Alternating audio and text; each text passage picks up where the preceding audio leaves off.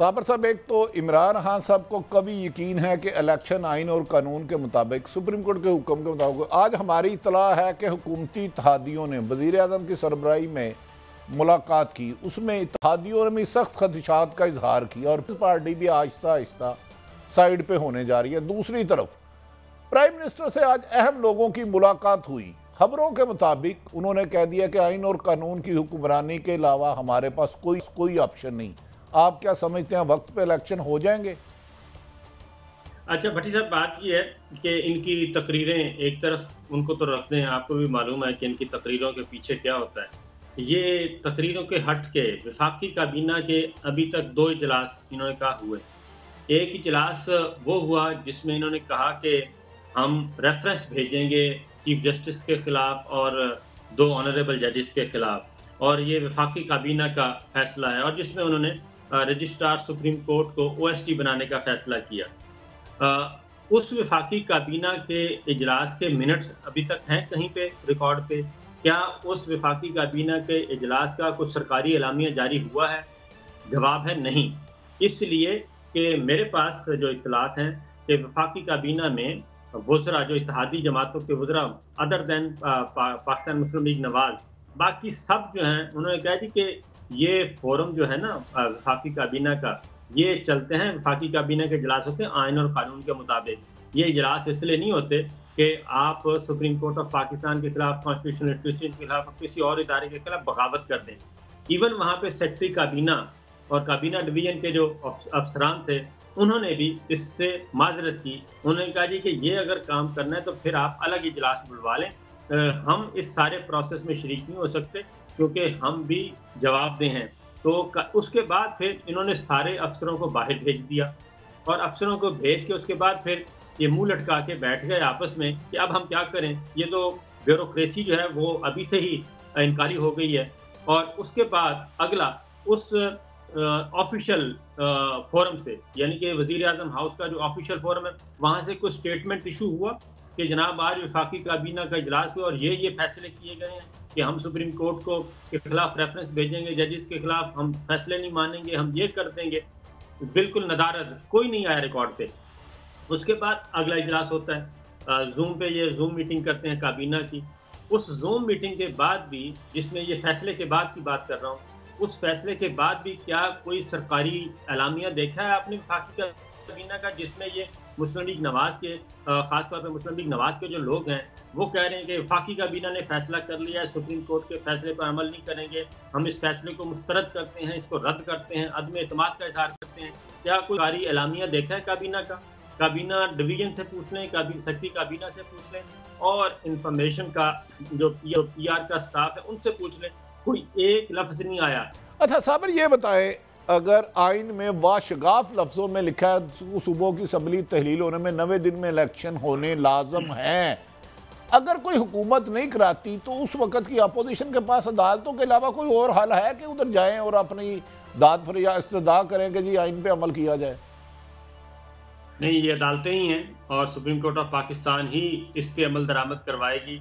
और जो कुछ इन्होंने सोचा हुआ है भट्टी साहब, वो नहीं होगा, क्योंकि अगर पाकिस्तान को जमहूरी मुल्क बनाना है, पाकिस्तान में अगर आइन है तो फिर आइन पे तो अमल करना पड़ेगा। हाँ, ये है कि मार्शल आप ये लगवा दें, लेकिन उसका कोई चांस मुझे नज़र नहीं आ रहा कि मार्शल लगने का। तो इसलिए ये इलेक्शन की तरफ जाना पड़ेगा, इसके अलावा कोई और रास्ता नहीं है। साबर, वज़ीर खारजा बिलावल भुट्टो जो खालिक कहते हैं 1973, ना जाने उसके क्यों खिलाफ है, ये क्या फरमाते हैं? फिर आपसे राय लेते हैं। जी बिलावल भुट्टो साहब क्या फरमा रहे हैं? हर नस्ल के साथ ताकतवर तबके ने खेल खेला है। यही लोग हैं जो अपने आप को हमारा मुंसिफ कहते हैं, हमारा जुडिशरी कहते हैं, इंसाफ के इदारे कहते हैं। हम नहीं मानते कि इस मुल्क में कोई इंसाफ का इदारा है। ये जो इदारे हैं ये कठपुतली रहे हैं, ये बुजदिल रहे हैं। तख्ते लाहौर का सवाल और तख्ते लाहौर का लड़ाई पाकिस्तान को ले डूबेगा। जी साबर साहब, तख्ते लाहौर और वो नहीं मानते, क्या इनमें गुंजाइश है कि एक वज़ीर खारजा कहे मैं नहीं मानता सुप्रीम कोर्ट को? सर, ये पॉसिबल नहीं है। ये पीपल्स पार्टी भी एक टाइम आएगा, पीपल्स पार्टी भी छोड़ देगी, क्योंकि देखें ये इनके मशवरे क्या हो रहे हैं, ये बाहर के बयानात कुछ और हैं, अंदर पीपल्स पार्टी मुस्लिम लीग नवाज को कह रही है कि हमारे साथ सीट एडजस्टमेंट करें, पंजाब में कम से कम 15 सीटें हमें दें। मरियम साहबा कहती हैं कि नहीं 15, अगर आपने इधर 15 देनी है तो सिंध में आप हमें 15 दें।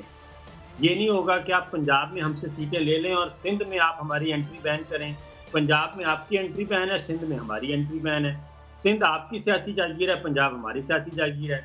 अंदर खाने तो इनकी ये लड़ाइयाँ चल रही हैं और बाहर आके ये बड़ी बड़ी बातें करते हैं। और ये तख्ते लाहौर असल में मेरा ख्याल है कि बिलावल साहब कह रहे थे तख्ते लाहौर का, वो मुस्लिम लीग नवाज को सुना रहे थे कि ये तख्ते लाहौर का इशू आपका है, आपका और पाकिस्तान तहरीक इंसाफ का, ये हमारा तो नहीं है, हमारा तो तख्ते कराची है, वो महफूज है, तो हम आपके तख्ते लाहौर की लड़ाई में अपना जो तख्ते कराची है वो क्यों ज़ाया करें। ये असल में ये मामला चल रहा है और मेरा ख्याल है कि कुछ दिनों और थोड़ा सा इंतज़ार कर लें, ज़्यादा दिन दूर नहीं है। ये PDM की जमातें जो हैं, ख़ास तौर पे छोटी जमातें, वो एक बड़ा फैसला कर सकती हैं। बलूचिस्तान अवामी पार्टी है, मुत्तहिदा कौमी मूवमेंट है, वो क्यों अपना कंधा देंगी और वो क्यों तौहीन अदालत की अपने आप को तौहीन अदालत की वजह से पेश करेंगे।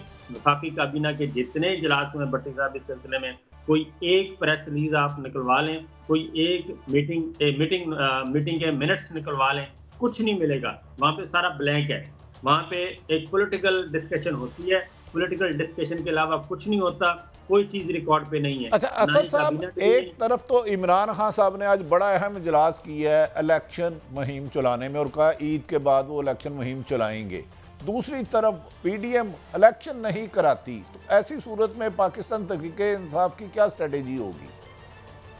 नहीं, हमने तो बिल्कुल ये करती है नहीं करती, हम तो इलेक्शन करेंगे। हमारा तो मेन टारगेट ये हमारी हुकूमत थी, हमने हुकूमत खत्म की और हम तो हर सूरत पे इंशाल्लाह इलेक्शन में जाएंगे और हम भरपूर कैंपेन चलाएंगे। ये जो ईद में हम जो है ना अपनी तंजीमी मामलात को देख रहे हैं, जो हमारे कानूनी इशूज हैं, आपको पता है कि जितने पर्ची मर्ची ईद की पीछे कर रहे हैं और ईद के बाद हमने प्लान बनाया है कि इमरान खान पूरे मुल्क का दौरा शुरू करेगा और हर सूबे में जाएगा, वहाँ बैठेगा, वहाँ एक चीज़ को खुद मॉनिटर करेगा और वहाँ जो है ना अवामी राबिता मुहिम भी होगी और बाकी जो डिसीजन लेनी है वो खुद खान साहब देंगे इंशाल्लाह।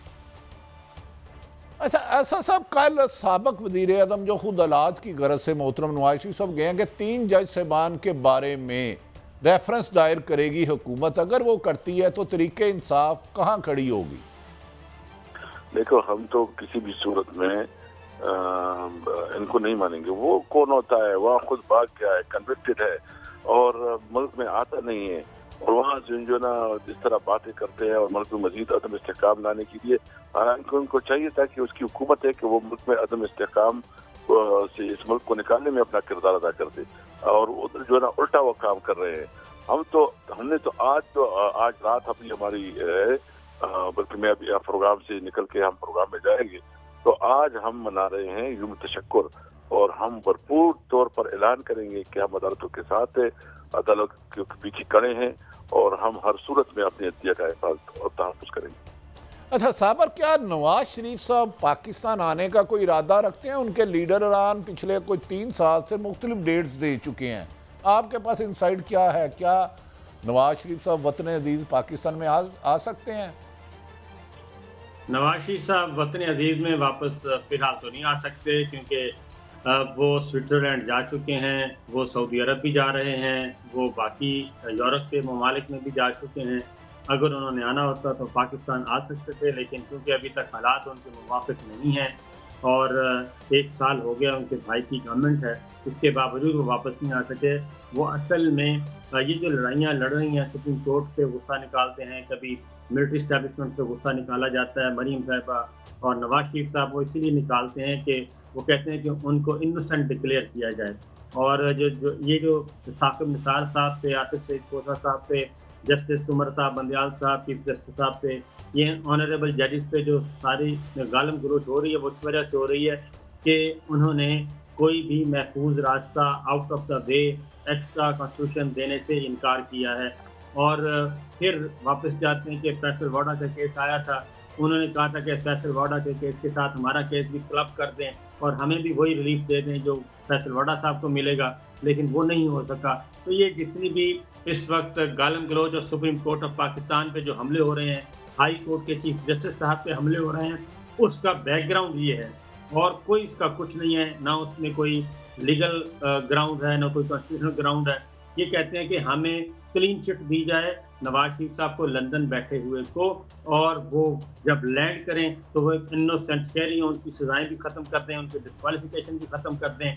अब ये जो अभी ग्रैंड डायलॉग जिसकी बात करते हैं कि ग्रैंड डायलॉग शुरू करे पाकिस्तान तहरीक-ए-इंसाफ हमारा, उसमें भी ये जो आइनी तरमीम लाना चाह रहे हैं, उसमें भी नवाज शरीफ साहब के लिए ये चाहते हैं कि उनको कवर दिया जाए और उनकी सजाएं ख़त्म की जाएं, पार्डन दिया जाए। ये सारे का सारा इसलिए बैठे हैं, अदरवाइज़ इनका कानून के सामने अदालती जंग ये नहीं जीत सकते। कानून अच्छा असद साहब ज़रा टाइम की कमी है। असद साहब, आइन में क्या गुंजाइश है कि एक लोग जो सजा से याफ्ता हो, एक शख्सियत और इश्तिहारी हो, तो उनकी तमाम सजाएं मुल्क में आए बगैर, एक तो सुप्रीम कोर्ट से हुई, दूसरी नैब से, उसे माफ़ कर दिया जाए? आप खुद स्पीकर रहे हैं, कोई ऐसा आइन में तरीका है? नहीं, ऐसा तो कोई नहीं है। इन्होंने जो अभी जो कानून बनाया है, सिर्फ इसने कानून बनाया है, आईनी कॉन्स्टिट्यूशन अमेंडमेंट तो नहीं किए। अभी सदर साहब को चाहिए कि उनके पास जो कानून किया है वो सुप्रीम कोर्ट भेजे और सुप्रीम कोर्ट से उसके ऊपर जो है ना राय ले, ताकि पता चले कि आया उसकी क्या लीगल स्टेटस है।